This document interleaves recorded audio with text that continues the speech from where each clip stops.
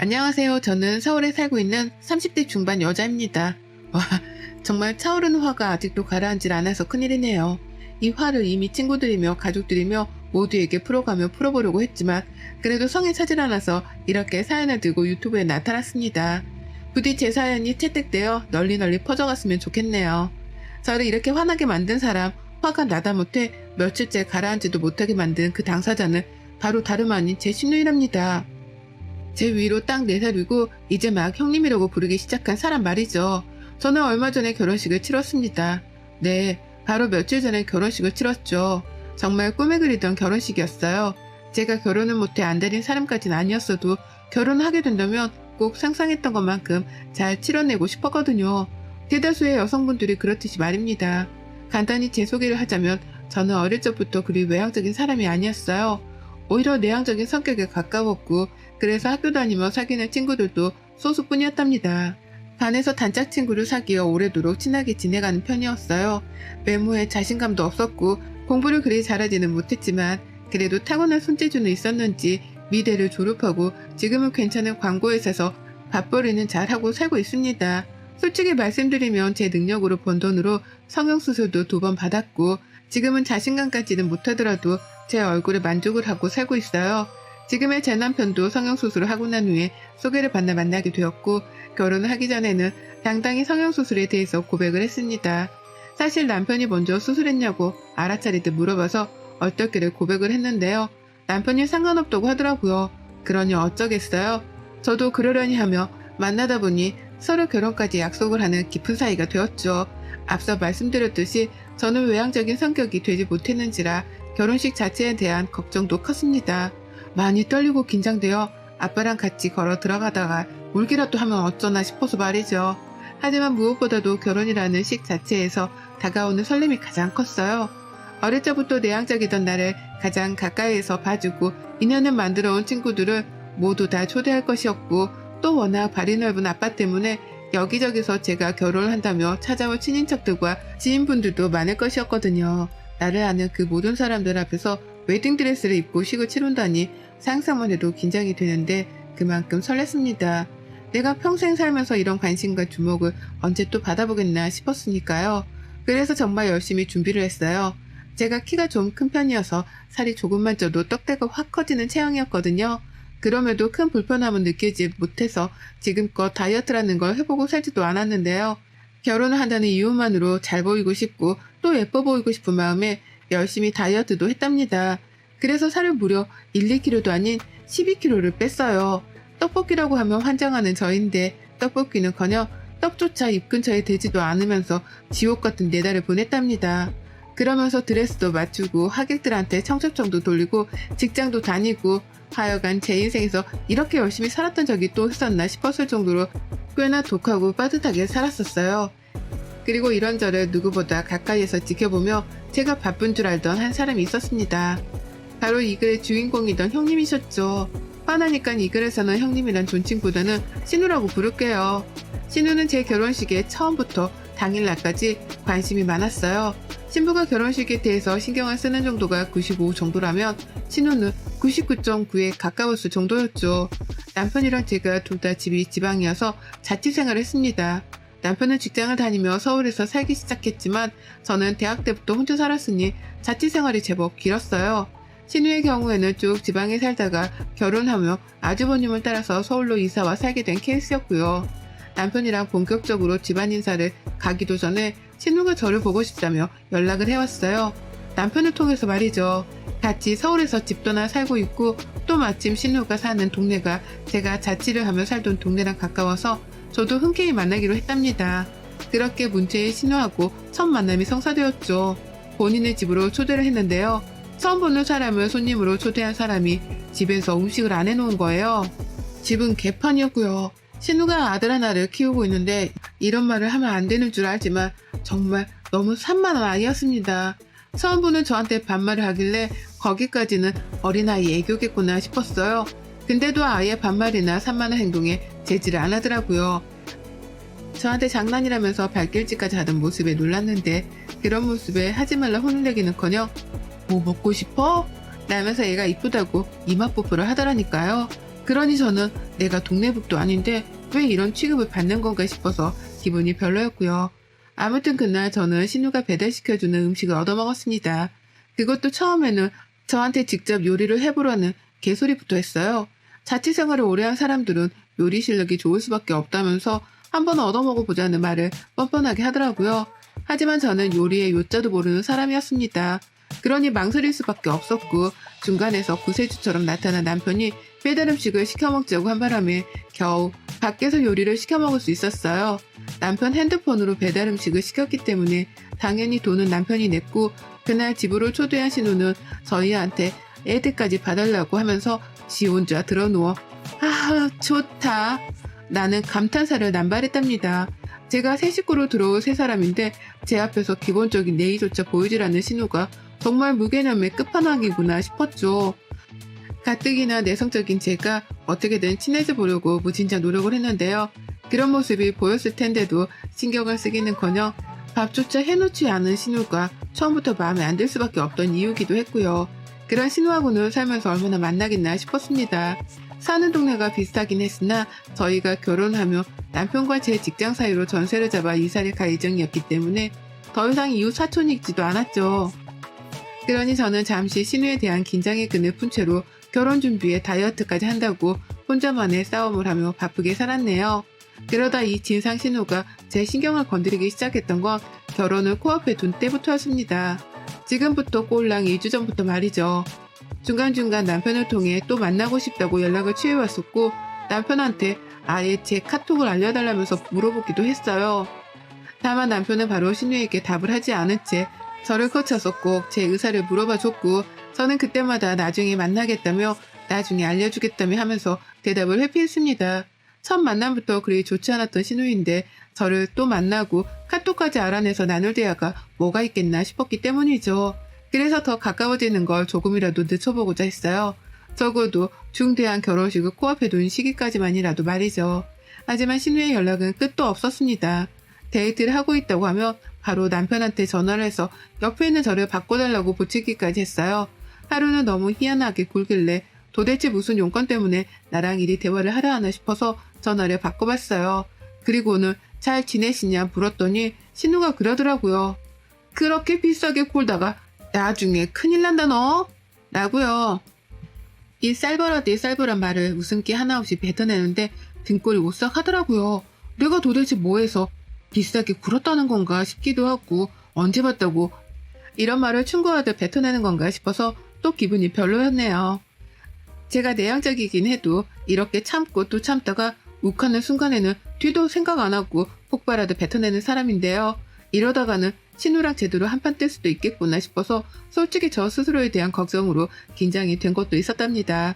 그렇게 별별 생각을 다 해가며 준비하고 있던 결혼식이었고 그 결혼식을 2주 앞뒀던 날 신우한테서 바로 연락이 왔어요. 시어머니가 결혼식 대여버스 일정으로 상의를 한다며 저랑 바로 연락을 주고받고 꾸준히 연락을 해왔는데요. 그걸 신우가 알고는 시어머니께 제 번호를 받아간 겁니다. 그렇게 연락이 온 신우가 저한테 바로 물어본 건 다름 아닌 결혼식 날 타고 갈 웨딩카였어요. 저랑 남편이 헤어 메이크업을 다 받고 결혼식장으로 타고 갈 바로 그 웨딩카 말입니다. 결혼식이 끝나고 나서 그 차를 타고 인근에 있는 호텔로 가 하룻밤을 묵고 다음날 신혼여행을 떠날 계획이었죠. 신혼여행을 먼저로 못 가고 저렴하게 나온 일본행 비행기 티켓을 예약했습니다. 신우는 웨딩카가 어떻게 생긴 거냐고 묻더라고요. 질문 자체가 처음부터 너무 황당했죠. 웨딩카가 생긴 겉모습을 묻는 건지 아니면 웨딩카를 굳이 대여해서 식장으로 들어간다는 날을 비꼬고도 물어보는 건지 헷갈리더라고요. 신우 성격이라면 충분히 그럴 수도 있겠다 싶었습니다. 그래서 대답을 머뭇거리다 웨딩카가 궁금하세요? 라고 되물었어요. 그러자 신우가 그러더라고요. 나는 결혼할 적에 웨딩카를 타보지 못해서 요즘 사람들 결혼하는 모습이 낯설어서 그래. 우리 애도 궁금해하고 라고요. 그 말을 듣자마자 머리가 띵했습니다. 저랑 무슨 10살 차이가 나는 것도 아니고 꼴랑 4살 차이밖에 나질 않으면서 요즘 사람이라며 저를 칭하는 게 황당했죠. 본인 결혼식 때도 충분히 웨딩카는 옵션으로 선택을 할 수 있었지만 자기가 안 해놓고 신기해하는 것도 웃겼고요. 물론 신기해할 수는 있지만 그걸 굳이 결혼을 앞둔 사람한테 전화를 해서 묻는 의도가 희한했습니다.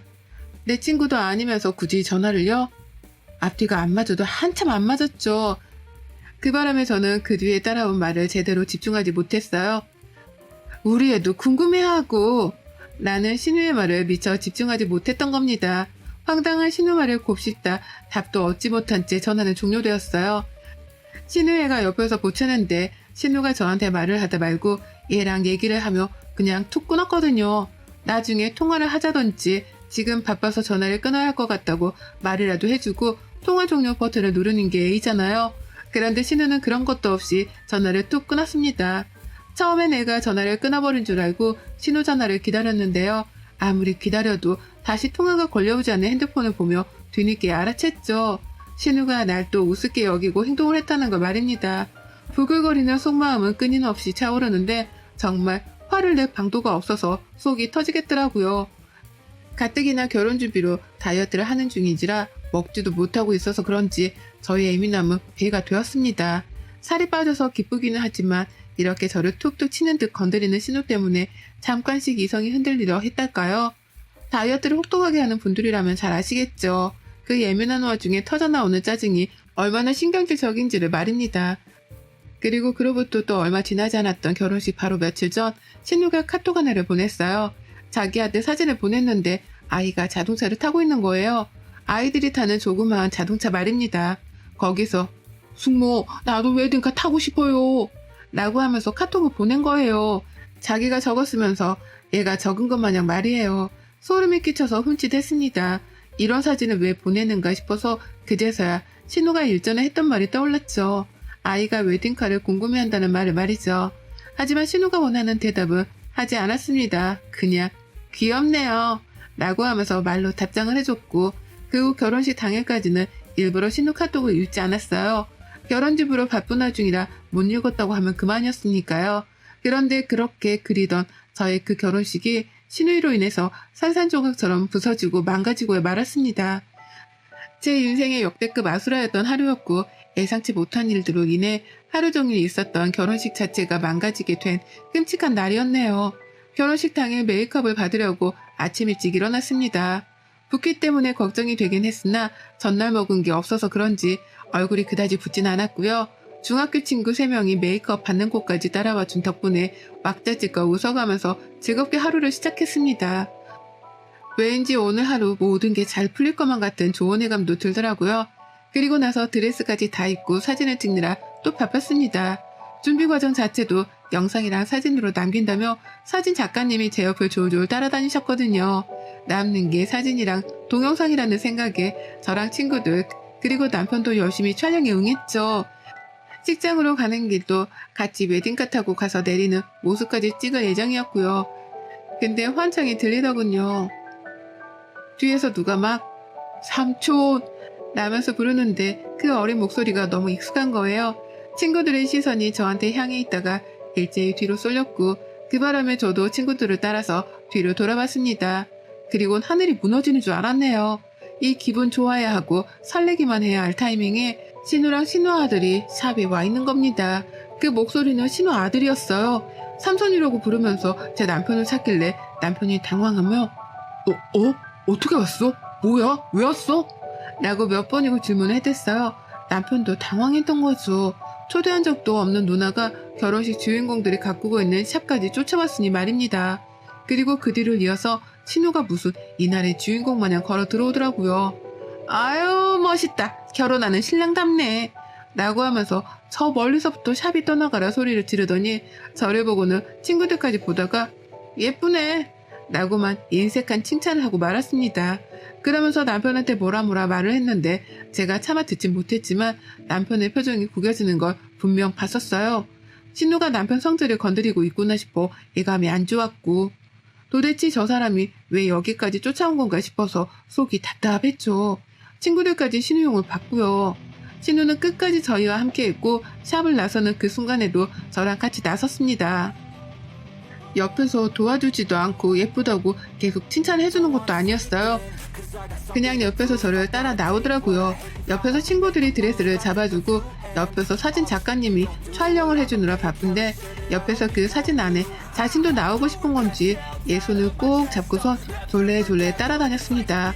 오죽했으면 작가님이 조금 비켜달라는 말까지 하셨겠냐고요. 그 정도로 분위기상 어울리지도 않고 왜 있는지도 모르겠는 사람이었습니다. 근데 뭔 일이 터진 줄 아세요? 웨딩카에 타는 순간 제가 타는 뒷좌석 차문 반대편에서도 차문이 열리더라고요. 순간 제 뒤에서 제 드레스를 잡아주고 있던 신랑이 건너편으로 날아간 줄 알았습니다. 뭐지? 하고는 앞을 쳐다봤는데 애가 타더라고요. 제가 아직 자리도 잡지 않은 차 안에 신우애가 먼저 올라탄 겁니다. 그걸 타고서 같이 식장까지 가겠다고 말이에요. 차를 타려다가 말고 뒤돌아 남편을 쳐다보니 남편은 제가 말을 하지 않아도 눈치를 챈 건지 덩달아 당황해하면서 신우애를 불렀습니다. 오, 안 돼. 여기는 삼촌이랑 승모 타는 차니까 엄마한 라고까지 말을 했어요. 그리고요, 그 뒷말을 더 잊지 못했답니다. 신우한테 가라고 애를 불러다 가르치고 있는데 아이의 뒤를 이어서 신우가 차에 올라탔거든요. 네, 신우는 제 결혼식장으로 가는 제 웨딩카에 지 자식을 불러다가 함께 타고 가겠다고 같이 올라탔답니다. 남편이 뭐 하자는 거냐면서 신경질을 내기 시작했는데도 신우는 아랑곳하지 않았어요. 우리 애가 이거 타고 싶다고 얼마나 노래를 불렀는데 아유, 이제 그때를 안 들어도 될 생각을 하니 살 것 같네. 자, 마음껏 구경해 라고 하면서 천장이 좀 높았던 차 안에서 얘를 급기야 시트 위에 신발을 신긴 채로 세우더라고요. 당연히 얘는 허리를 펴지 못한 채 숙여야 했지만 그게 또 신난다면서 시트 위에서 신발을 신고 막 방방 뛰었습니다. 결국 저는 웨딩드레스가 더럽혀질 걱정까지 하며 진짜로 차에 올라타지를 못했고요. 뒤에서 보다 못한 샵 직원분이 물티슈를 가지고 나와 신우한테 말을 했죠. 신랑 신부 앉아야 하는데 이러면 라고 소심하게 말이에요. 그러니 신우는 에휴, 얘가 차에 좀 타는 거 가지고 누가 뭐라 해요? 라면서 오히려 그걸 이해 못해주는 나머지 사람들을 희한하다는 듯 되물었고요. 결국 저는 웨딩카에 타긴 탔는데요. 시간이 촉박해서 탔을 뿐 옆에는 신우랑 신우의 반대편에는 신랑까지 더해서 총 4명이서 낑긴 채로 식장을 향했답니다. 차 안에서 시끌벅적하게 떠들어대는 신우애랑 같이 사진도 찍혔고 남편의 닭달 덕분에 신우가 신우의 신발을 벗기긴 했는데요. 아유, 진짜 그냥 이 상황 자체가 너무 열받고 빡쳐 미치겠더라고요. 이게 진짜 나를 얼마나 호구로 보면 지 애를 데리고 식장 가는 웨딩카 안에 허락도 없이 태울 생각을 하나 싶어 말입니다. 결국 저는 차 안에서 남편이랑 말 한마디를 안 했고 사진 작가님이 웃어달라 하는데도 그냥 대답을 안 했어요. 그러니 작가님까지 제 눈치를 보다 결국 촬영을 포기하셨고 결혼식은 시작도 전에 개판이 되어갔답니다. 웨딩카에서 내리면서도 최대한 표정 관리를 하려 했는데 얘가 갑자기 제 드레스 위를 건너서는 내 쪽 차문을 열면 나서더라고요. 그걸 신우가 잡겠다면서 저를 짓누르며 자기 애를 잡았는데 그 과정에서 드레스도 짓눌려지고 저도 표정을 찡그리느라 난리 법석이었어요. 신우는 끝까지 미안하단 말을 안 하고는 어머, 쟤 너무 신나서 저러는 것 좀 봐! 라고 하며 그저 흐뭇해만 하더라고요. 지 자식한테 소원 성취를 해줬다는 생각에 자만심이라도 빠진 건지 좋아 죽을 맛인 표정만 지어댔습니다. 저요, 식장 도착해서 웨딩카에서 제대로 내리는 사진조차 건지지 못했어요. 결혼 내내 표정이 어두웠고 눈앞에서 알짱거리는 신우만 보면 쌍욕이 나오려는 걸 겨우 참았습니다.